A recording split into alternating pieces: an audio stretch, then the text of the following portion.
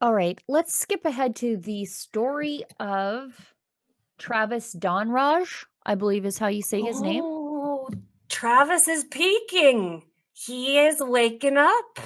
Yeah, I went to the Toronto Sun's column and then I went to the CBC's abject rejection of everything that Travis says. But Yeah, this well. the Toronto Sun published Dhanraj's resignation in full to them, to CBC. And he said, subject resignation under duress. Know a little something about the toxic workplace they have down there at the CBC after spending 2 days at the debates commission inside of Radio Canada. So I know how they don't care how you are harassed and harangued if you don't think about or if you don't think about things the same way they do. Now imagine that being your everyday job and having to walk into that viper's pit every single day. Well, you've just imagined Mhm. what Travis Donraj described. So he says, this is an involuntary resignation. I'm stepping down not by choice, but because the Canadian Broadcasting Corporation has made it impossible for me to continue my work with integrity. After years of service, most recently as the host of Canada Tonight with Travis Donraj, I have been systematically sidelined, retaliated against, and denied the editorial Mhm. access and institutional support necessary to fulfill my public service role. Hmm.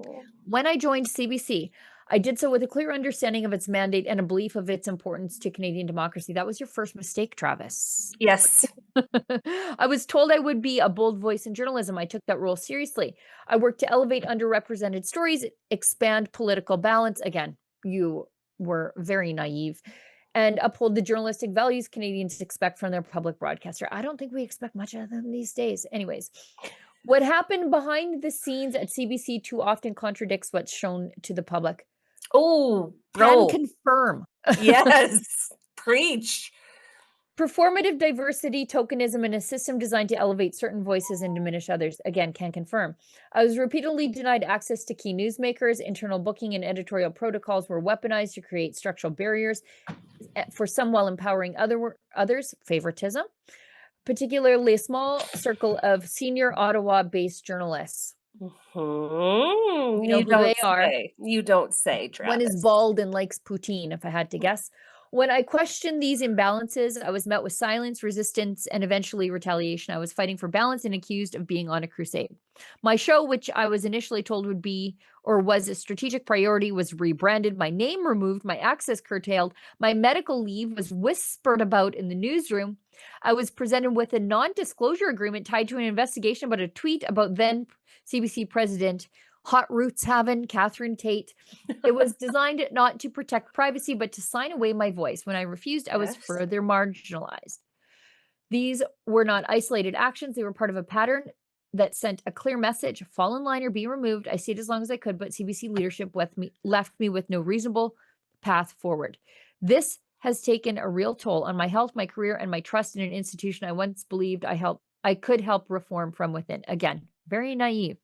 But the greater harm is to the public, a broadcaster that no longer lives up to its mandate, a culture that resists accountability, and a system that punishes those who dare to challenge it.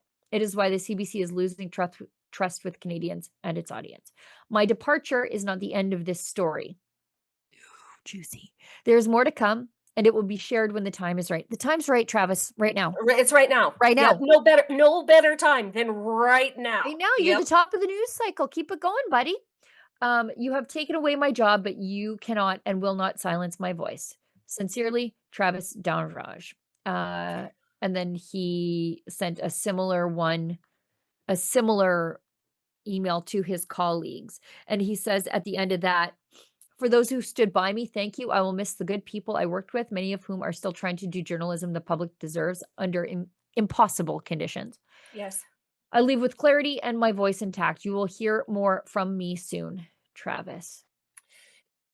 So this is such an interesting story for so many reasons, but not the least of which, hey Travis, where was your union rep throughout all of this abuse and all of this harassment and all of this cancellation and all of this erasure? You would have had a union rep from Unifor. Okay, Unifor is the help me, Sheila Through the Gunn Reid. journalists union. They're the journalists union in Canada. So Travis would have had access to a union The rep while all of this CBC was unraveling uniform? around. I'm positive they are. I'm I'm positive gonna they look. are. They might Okay. be PSAC. Oh, or it could be PSAC. In any case, Travis would have had a union to represent him in all of these grievances that he was having, and guess how much help they offered him, it looks like. Yeah. Looks like 0%. Okay, so, Unifor represents 10,000 media workers, including journalists at the CBC. The Mm. Canadian Media Guild also represents CBC employees, particularly those outside of Quebec and New Brunswick. Somebody Okay. was failed by whatever union is representing them. I think whatever you work at CBC as a non-contract employee, you're in the union, whether you like it or not. And Mhm. those guys are enforcing what would they call those? That's a yellow union? A union that works for the employer and Right. not the worker. Well, this is sort of what all unions do, don't you think? Definitely, Don't you especially think a public little bit? sector ones. That's exactly right.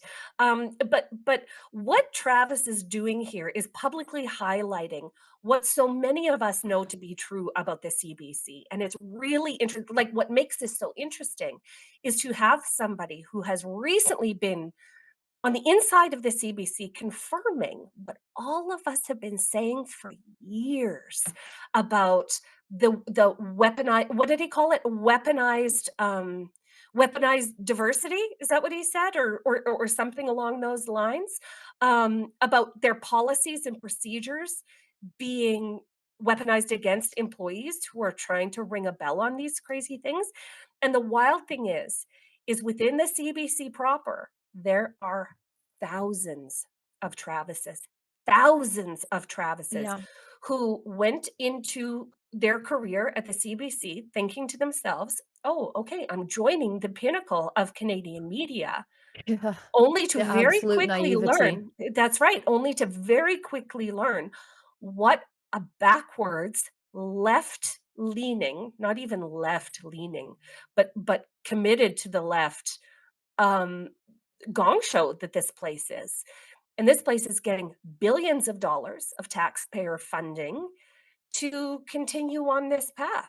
Because if you have guaranteed taxpayer funding from the federal government, you have no incentive to get better.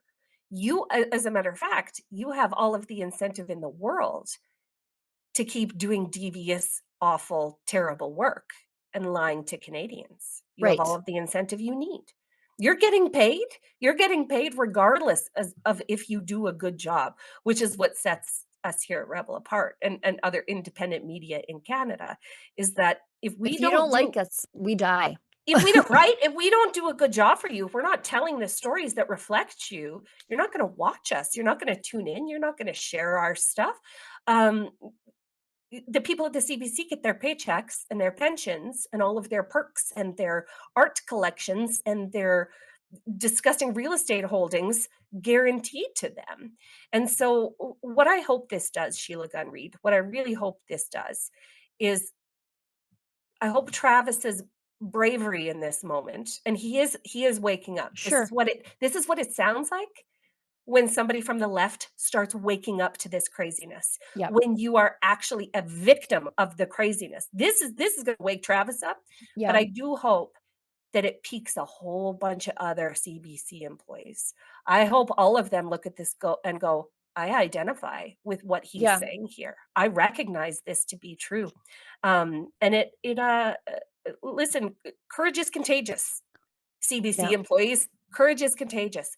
Do the right thing. Stop being sellouts.